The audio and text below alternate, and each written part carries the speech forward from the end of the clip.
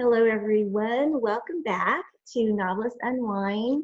We're here today with Brennan McPherson to talk about his dark biblical fantasy books. So how about that for a lead-in? Brennan, I'm just so excited to talk to you. I've read Adam. I've read Cain. It's been a while, so I was trying, to kind of get those stories back in my head this morning. And I know you also have written a book called The Flood, but tell us, it's almost like you've created a new genre in a way, it seems to me. There is biblical fiction, there's historical fiction, but to add elements of fantasy, and am I even using that word right? Is that a word you use for your stories? Yeah, I would use that.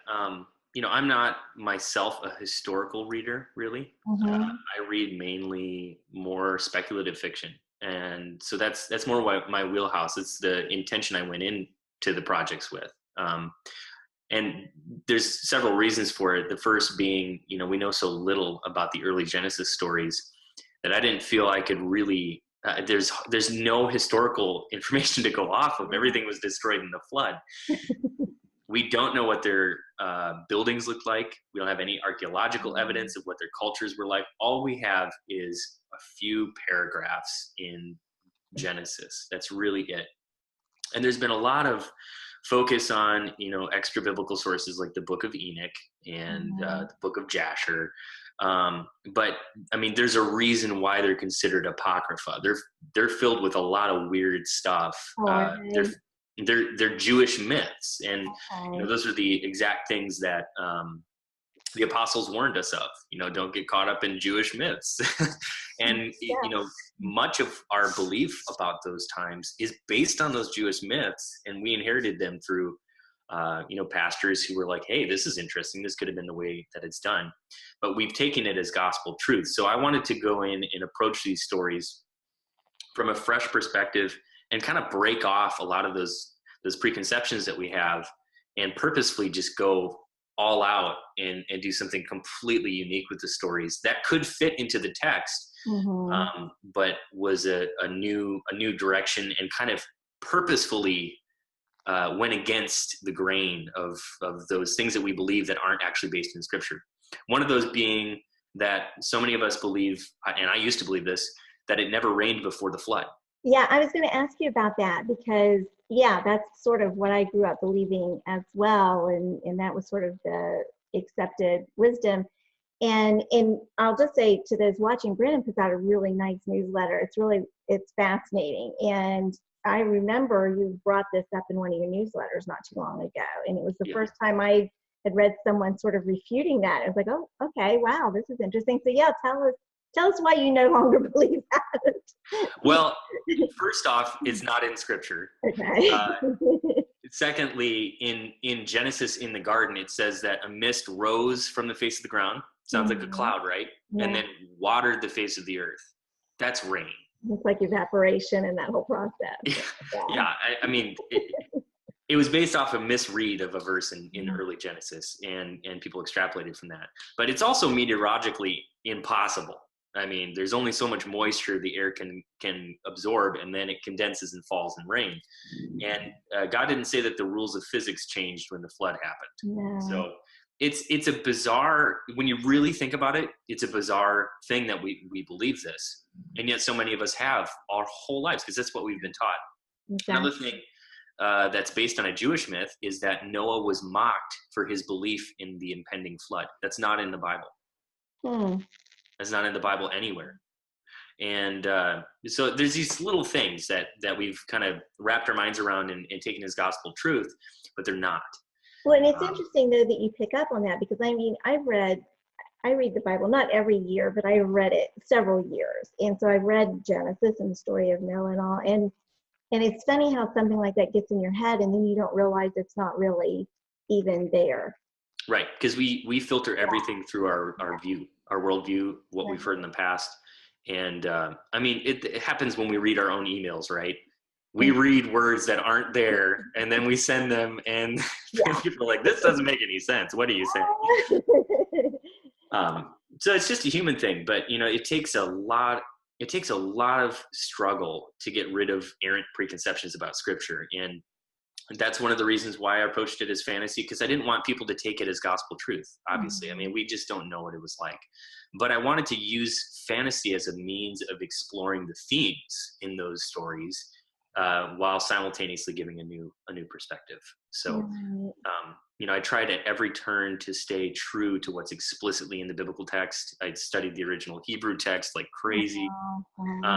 And still, the first book especially had some very, very vehement negative feedback, because it was more aggressively fantasy, and it irked a lot of people. And one of the main things that people brought up was that whole rain thing. And they're like, 1 star, it never rained before the flood. And I'm like, God, come on.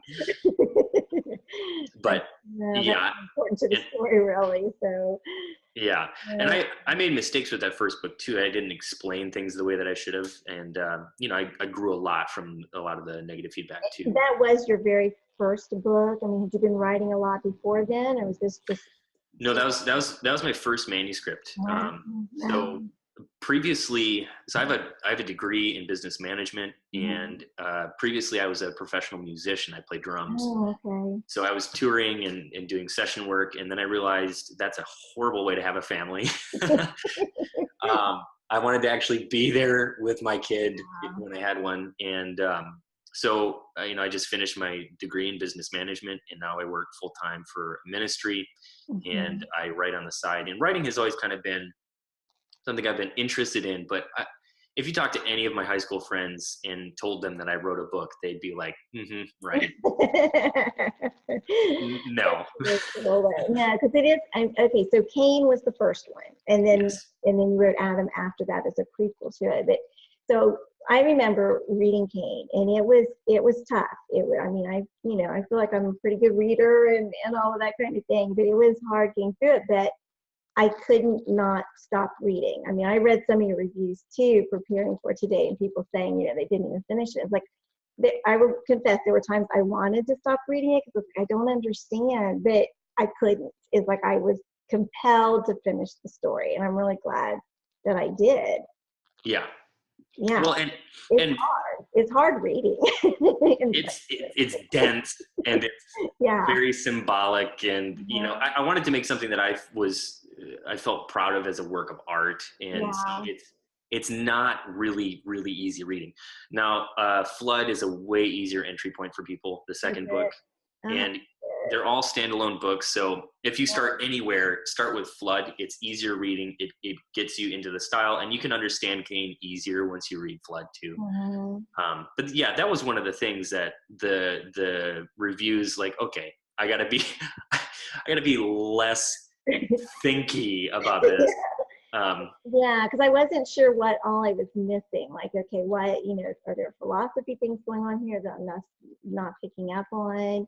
And two, as a writer, sometimes it's hard to get out of that writer mode when you're reading someone else's work. And so it was like with Adam in the book Cain, his character, I knew why you were doing what you were doing with him, because it gave Eve an opportunity to be more active, or at least that's what I felt like.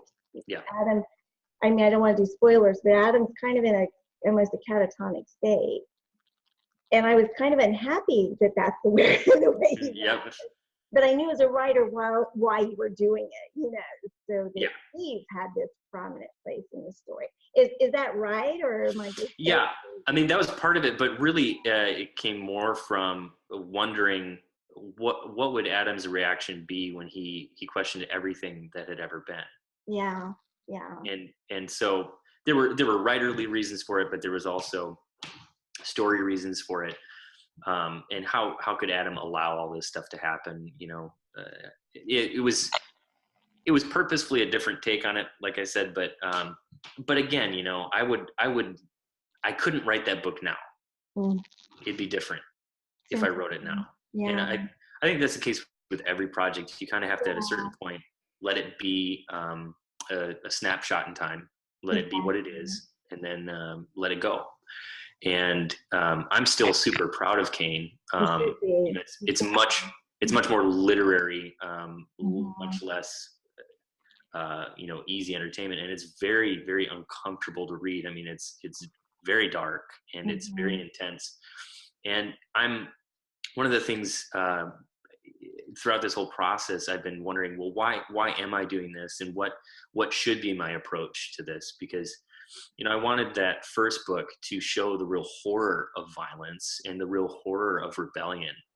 And, I think that it was effective to that point. I agree. Yeah. But there was nothing comforting about it, except for at the very end, you see that there's hope in the future. You see that the promises of God are true amidst, total, utter depravity, human depravity.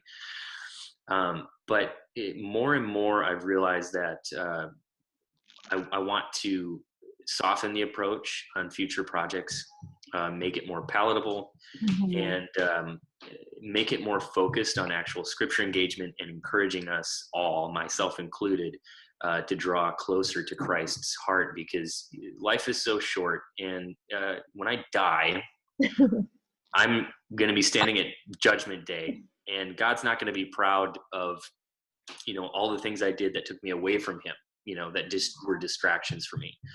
And so I just feel kind of a personal, I guess, call now toward making sure that the time I spend in writing is time spent closer to God.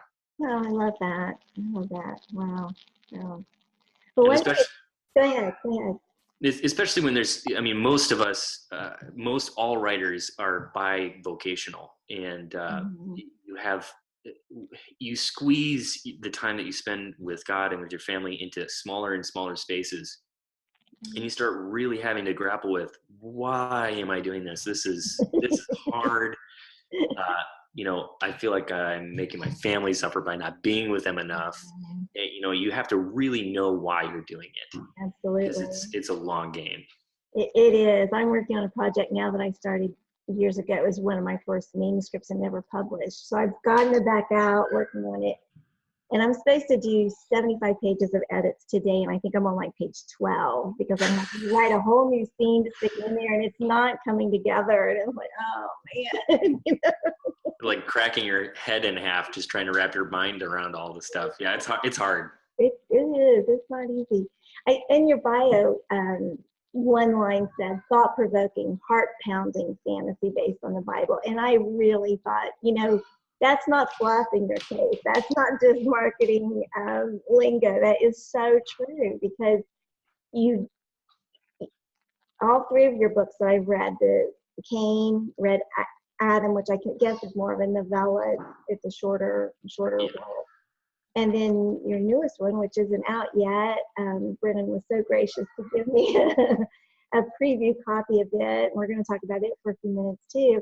They do make you think, and they are heart pounding. I mean, even if it's hard to read, it's still like, it's not a book you can just put down and forget about it till you pick it back up again. And there's a lot there. So, kudos to you for that. Well, I really appreciate it. I'm glad that you get something out of it. I mean, you put your heart and soul in this stuff, hoping that people will get something. Absolutely.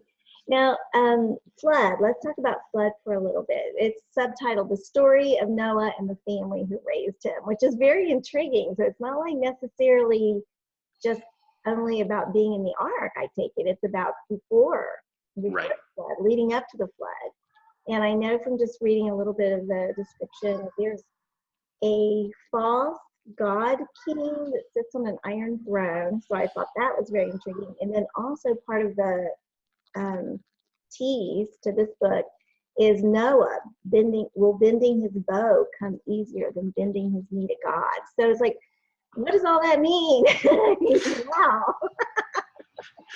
Yeah, well, for Cain, the book starts with the event that we have in Scripture, with him murdering his brother, and then it's all about the aftermath. And with Flood, it's the opposite. It starts before Noah is born, and then leads up to the cataclysmic event at the end.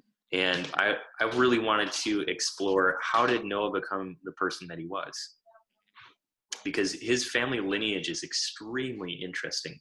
His father, Lamech, died, I think it was 5 years before the flood. And his grandfather was Methuselah. who died the year of the flood and is the oldest living human that we know of, is Methuselah's father. So Noah's great grandfather was Enoch, one of two people in Scripture that never died. Right. He walked with God and then was no more because God took him. And it's bizarre to think about the way that their lives line up with the events that we know of. Yes, I take it you must have worked out like a timeline. So you're saying, so you know that this is when these different events happen. And so right. With Noah, I mean, I guess I should know this, but was he alive during Methuselah? Well, yeah, you said because of the flood. So he knew these people. He knew these men. Yeah. Yeah. And actually Methuselah could have talked with Adam for a good 100 and some years. Cool. That's cool. So that's pretty bizarre to think about too. Yeah, it is. But during that time period, it says that man's thoughts were only evil continually, that the world was filled with violence. And you got to wonder, I mean, Enoch, poof, disappears, right? Mm-hmm. Was that because things were getting bad and God took him out because he was one of the last godly people? What kind of impact would that have on Methuselah, on Lamech, and then on Noah? How did Noah come about being a righteous man who loved God and followed him? So a consistent theme running throughout all the Fall of Man series books is one of familial loss, family loss, and grappling with that pain. So that is a very, very strong theme throughout Flood as well. Noah, well, I won't spoil it, but he struggles with bitterness and giving over to God the right for retribution and judgment. He wants to take it into his own hands. And of course, he's a righteous man, so we know the end of the story, but it's about his journey of how he gets there. And the first 80 pages or so, Noah hasn't been born yet, and all of those events heavily impact Noah's entire life. And interesting. So it is very much both about his family and about him, because the events were bigger than just one man. The events they impacted many, many people. Now, from just a storytelling perspective, then, when your protagonist doesn't even show up for 80 pages, how do you make that work? Yeah, it took some finagling, but one of the things that I found is,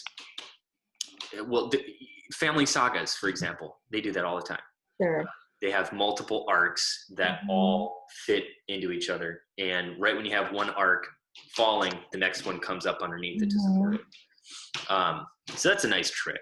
And people have responded very, very positively to Flood. Oh, great. Which is a very different response to Cain. How was that? I mean, were you discouraged, or did you just think, okay, you said you learned from it, but you must have had some times to like, oh my gosh, I remember getting my first 2-star review, and I was devastated for the day. Yeah. Well, it was extremely discouraging. Yeah, and, even to this day, I get a bad review, and it's a bad day. I know. And the thing I've found is, especially in Christian fiction readers, and I'm one of these, so it's not like I'm trying to be too negative or anything, but we want comfort. And we want encouragement. Yeah. Cain does not offer that. And so people really hated that aspect. And, it was a learning curve for me. Like, okay, this isn't about your literary dreams of making something you think is really cool. You actually have to please the audience and give them something that, a payoff for them investing their time and their money in what you've done. And, when I look at it from that perspective, it's like, yeah, I feel like I really let people down in that respect.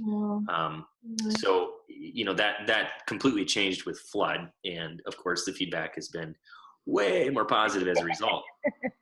So have a positive ending and you'll do way better. Oh my gosh. Yeah. it's a good lesson to learn. But I'm still glad I read Cain. I mean, I'm still glad that it is the book that it is, and that it's out there for people to read and to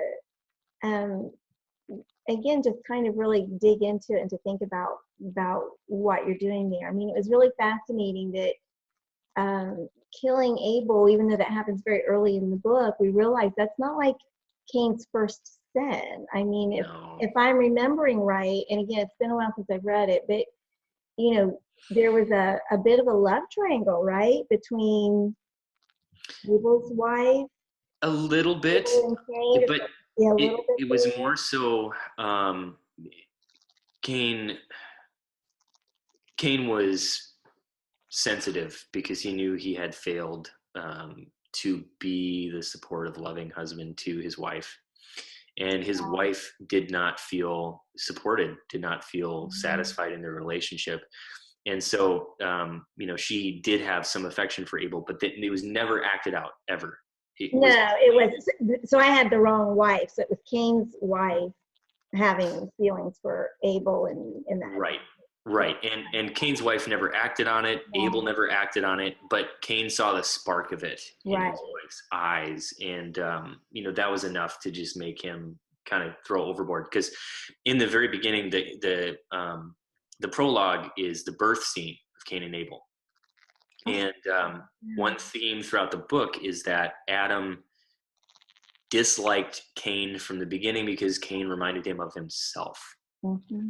And because he could never get rid of the feelings of guilt in the garden for his actions in the garden. And he saw that mirrored in his son Cain and his son's personality type even, and repeatedly just was much more harsh with Cain. And Cain never felt that satisfaction of fatherly approval and love. And so Cain became more and more aggressive all throughout his life. And this is something that you see in a lot of families, especially with older children. They become more rebellious because of this same kind of weird, kind of bizarre dynamic between fathers and sons. And again, the familial aspect, that's a theme throughout all the books, father-son relationships. But yeah, those were kind of some of the things playing behind the scenes in my mind. When I read the text of Genesis, I could see how that could be so. That was good. Yeah, that I had forgotten that whole prologue, but yeah, now that you're saying it, it's kind of coming back, and it was very well done, and it did give that sort of impetus right from the get-go of Cain not being favored by anybody, really. Yeah, and of course, the onus still lies on him for his sin. Of course. But you can't deny that there's always, whenever you dig into anyone's backstory, any criminal's backstory, it's like 85% of the time there's fatherlessness. There's and there's, if there's not, there's some sort of trauma. There's some sort of abuse. There's some sort of pain. There's always things that lead us toward darkness, and we take the steps toward it. But there's always things pushing us. That's true. Let's talk about mercy, because I heard on your interviews, you can go to Brennan's website, and there's interviews where he's done with the 700 Club and CBN, and you can watch those where he talks more about Cain and talks about flood. I believe you mentioned in 2 of the interviews, one for each book, that mercy was an important theme for you. Yeah. So do you see that happening actually then? Is that just like a theme sort of for your life, for work going forward? Yeah, I think so, because I feel like God's forgiven me of a whole lot of evil. I think that's probably a pretty universal theme, right? Yeah. And it's I think about it every day. Every time I hit my knees, I'm aware that God is holy, and in myself, I'm not. And it takes God's mercy to even have any sort of relationship, any sort of prayer, to even feel the peace of his presence, to be able to worship him.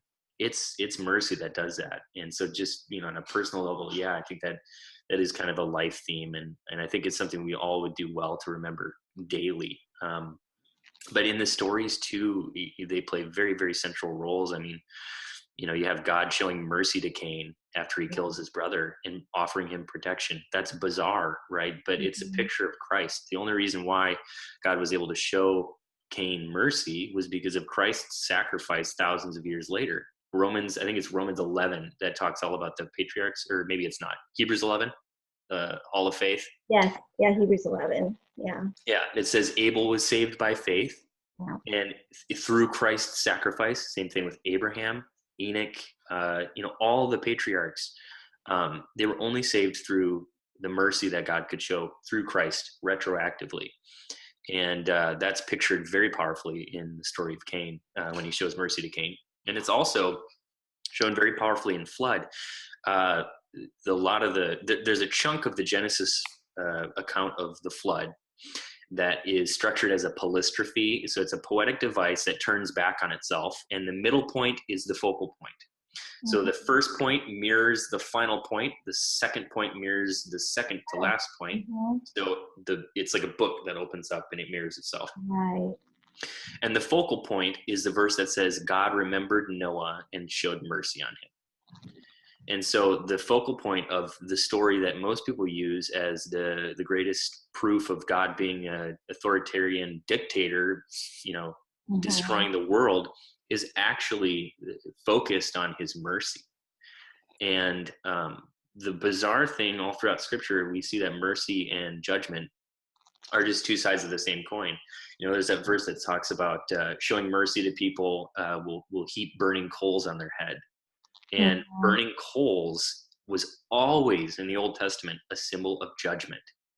So when you show forgiveness toward people, you're actually judging them, saying, you hurt me, you did something wrong, and I forgive you. It's a more powerful statement than retaliation could ever be, because it's the position that God takes toward us through Christ. So it's very interesting to me, and it has been a central theme of both stories. So I try to take the approach to never force any things into things artificially. I don't want to make propaganda, and I don't think that does anyone any good.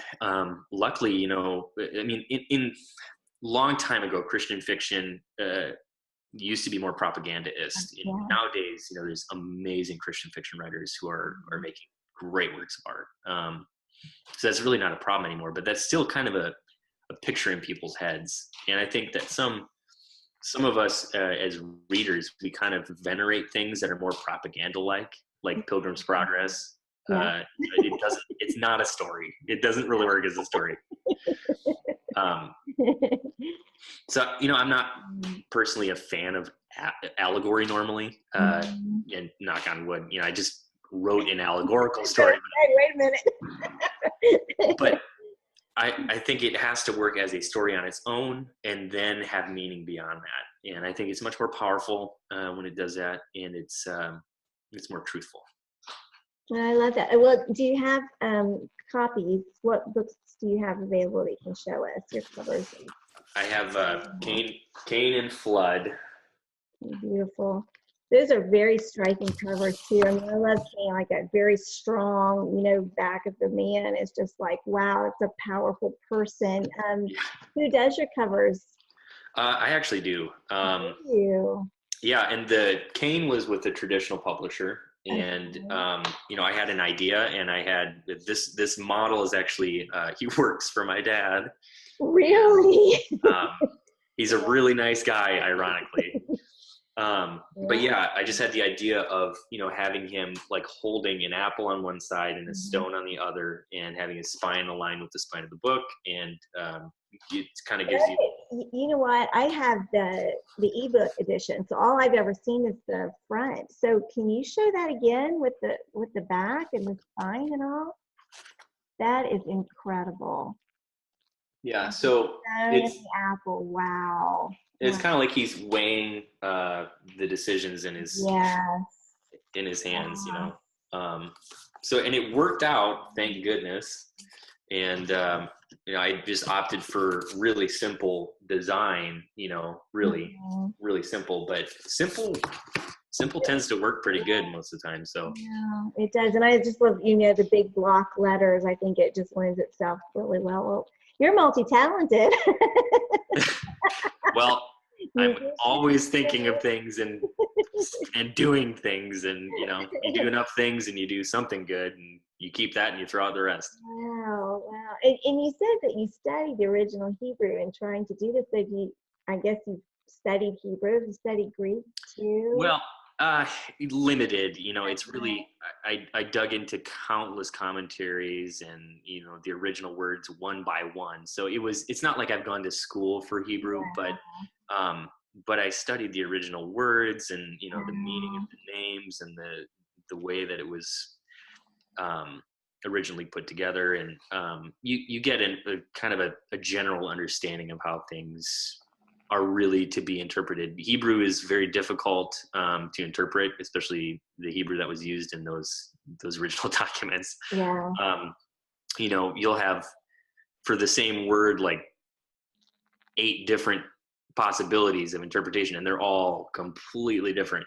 So you kind of have to read between the lines and go, you find 8 different commentaries and you see what are they saying that's consistent, and then you go toward that connotation as your focal point. Yeah, I think it's great. I love Hebrew. Not that I know it. I took Intro to Hebrew twice, audited it twice, and still, I've got my card somewhere in this house. I've got my little vocab card, where you go over and over them big. Oh gosh, yeah. Well, and you see so much that you don't see in the English translations. So it was very, very rich time for me because you see just how much beauty God put into these stories, and they're obviously historical, but they are extremely poetic. And even Abel's name, it's the same word that's used in Ecclesiastes, vanity, vanity. Is it? It gives you the connotation of brevity. It means like breath. So it's like he was there and gone. And it's very interesting, the things that are sown throughout the story. And you don't see it unless you take the time to really dig through it. Yeah. Well, I don't want to get too long, but the time just seems like it's flying, and we haven't even talked about the Hunter and the Valley of Death, a parable of surrender based on Psalm 23. So this is a series you're doing with other authors, I take it? Yes. Okay. Yeah. And the first 2 books are up for pre-order now on Amazon. And so mine will be the first release in July, and then Misu Andrews is contributing a novella in August, and then Carol Talris, another biblical fiction author, is contributing one the month after that. So three releases in a row, 1 month apart, and they're all based on different psalms. And Misu and Carol did more straightforward historical, but Carol is doing one of the psalms, but from the perspective of one of the apostles watching Paul's execution. Oh wow! And then Misu is taking the psalm about by the waters of Babylon we hung up our harps, and it's about the Israelites in captivity in Babylon, and she's actually taking the story of one of the Israelites in captivity in Babylon, and it's a pretty fascinating story, and a little bit of a departure for her because it's a non-major character in the Bible. It's someone who is never named in the Bible. It's just one of the women there. So it's a really fun project because we all get to approach these Psalms in our own way. And because, Psalm 23 is not a historical statement, I could approach it from a purely symbolic fantasy perspective and explore the meaning in it from a parable, a parable story. So it was a lot of fun for me. And what's the name of the series then altogether? The Psalm series. This is the Psalms series. So yeah, you're going to want to be looking for that. Again, I read The Hunter over the last couple days and was just, I'm in love with your writing. In that it's just beautiful, the lyricism and then just, it's not dense like Cain is dense, but, but it's absolutely beautiful. And yet still, again, you've got thought-provoking fiction is you're trying, okay, it's like, oh wow, and seeing how you wove different elements of that psalm into these characters, and like you said, you've made it a story, and being able to identify like the little mute boy, and appreciated too your information in the back that some of the symbolism I missed, like why he was mute, that hadn't, and I'm gonna say you've got to read the book. So it's like, oh yeah, that's brilliant. How did okay? So you chose Psalm 23, but then how did you decide even where to begin with creating characters that fit that psalm? Yeah, I mean, it really just started out with the basic idea of, okay, let's take this psalm and let's make a story that all the story points follow it line by line in order. And I had a strong vision of the first scene of him waking up in the temple in the Valley of Death and seeing his dead love on a stone table, and remembering why he just came here was to kill death and bring his love back to life. And of course, it has to work from a theological perspective in the end. Sure. And I think it works really nicely. But Yeah. it started there, and then it was a long slog of figuring out how to make the next line work in a story. It was a puzzle, that's for sure. How long did it take you to write it? About 2 months of concentrated time, but it was spread over a longer period of time because I've been doing things in between. Sure. I've been finishing up the audiobook for Flood. Wow. Well, that's cool. Yeah, so I've got the audiobook recorded for both books now, and I had to read it myself, and boy, is that takes forever. And just when you're done writing a book and you're so sick of it, then read it for 11 hours. That's cool though. So yeah. You said Kane was with a traditional publisher, but now you've got your own publishing company. So it's all your work going through that now? Yeah. So Flood was independently published, and now the Psalm series is independently published as well. But with that, each author is kind of publishing it independently, and then I'm administrating, and I'm setting up the editing, and I'm doing a lot of the marketing and PR. Because of my business background, I really love that side of things. Yeah. And I know how to write a press release. I know how to pitch it to people, and set up interviews and things like that. And I like that side of it. So it's fun for me to be able to do that. Oh, that's great. That's great. So the book Adam, the novella, it's available as a free book still on your website? Right? Yes, it is. I'm not sure if you can get there if you just go to my website. If you go to brennanmcpherson.com/free-e-book, you can get it. I'll put that in there. Yeah, I'll add that link. Okay. Yeah, that'll be great. Yeah. So yes, if you want to read Adam, you can get that. Read Cain, read Flood, and then just make sure you pre-order The Hunter, because it's absolutely beautiful. And if you love Psalms 23, you're gonna love. If you love that psalm, which I think most of us do, you're gonna love that book. So, Brennan, this has been great. It's always fun to just to have a guy author on here. You're about the third, because of course in the CBA world, men are kind of in the minority when it comes to writing. So it's really always good to get a male perspective and hear about your writing journey. And I'm a big fan. I'll just say I am a really big fan. I think you elevate biblical fiction, and I just love that. Love it. Well, I so appreciate it, and I appreciate you taking the time to read and buy the books. I mean, that really does mean a lot. And it's different too, because I'm 26, and most of the people who are writing biblical fiction are like 60 plus. So right there, no, just biblical fiction, I mean. But right there, you have a very different perspective, because I've grown up in a world of video games. Sure. And I was heavily influenced by the Lord of the Rings, and so my interests are very different from a lot of the interests of many readers of Christian fiction. And I think that is part of why some readers have a hard time getting into the books at first too, because it is very different. And anything that defies expectations is hard to get into. But that is really more so my fault. And again, I'm trying to make things more palatable in the future. So glad that you thought that the novella was not as dense as Kane. No, it wasn't. It wasn't. It's still just. I mean, I like. I read a lot of classic literature. I mean, I read fiction because I do enjoy it, but I also, I read Dickens and different things just for fun. So, that's dense. Yeah. So, to find,